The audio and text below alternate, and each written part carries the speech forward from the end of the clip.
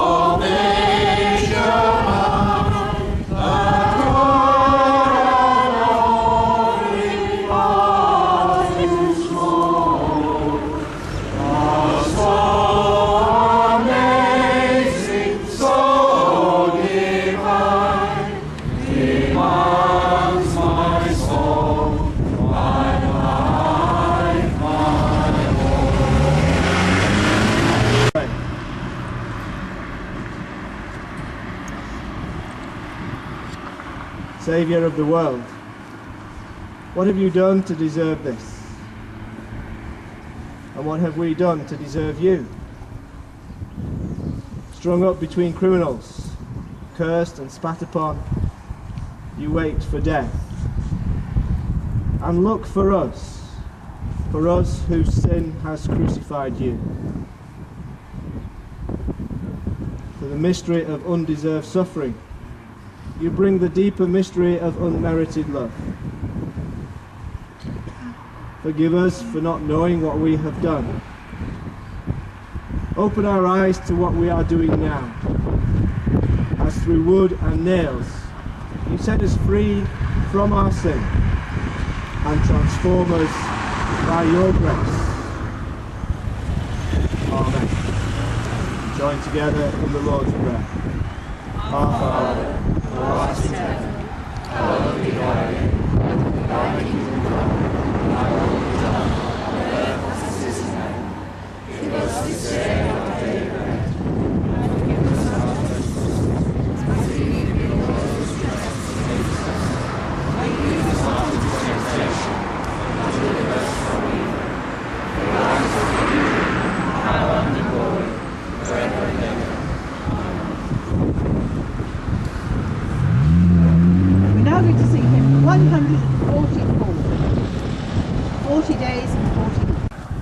This is a reading from the Gospel of Luke, chapter 23, beginning at verse 26.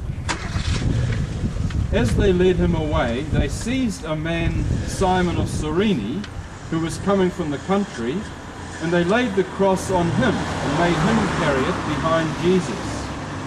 A great number of the people followed him, and among them were women who were beating their breasts and wailing for him.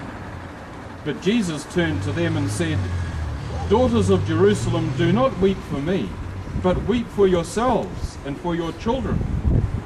For the days are surely coming when they will say, 'Blessed are the barren, and the wombs that never bore, and the breasts that never nursed.' Then they will begin to say to the mountains, 'Fall on us,' and to the hills, 'Cover us.'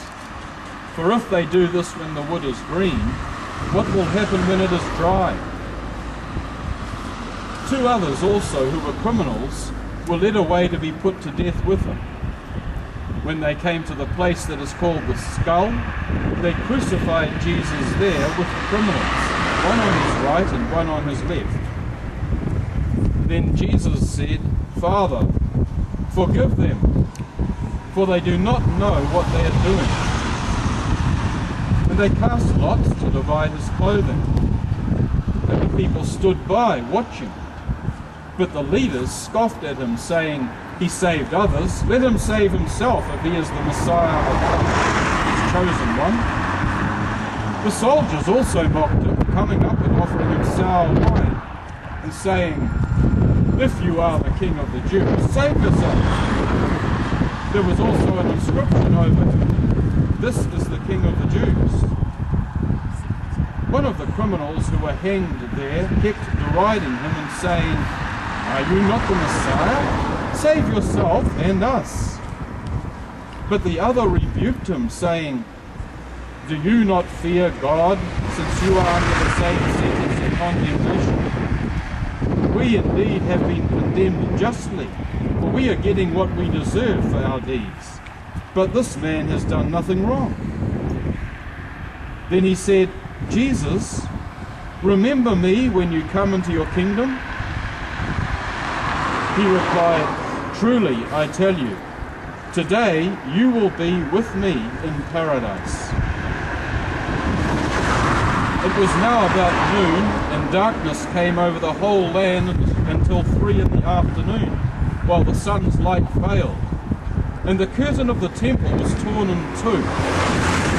Then Jesus, crying with a loud voice, said, "Father, into your hands I commend my spirit." Having said this, he breathed his last.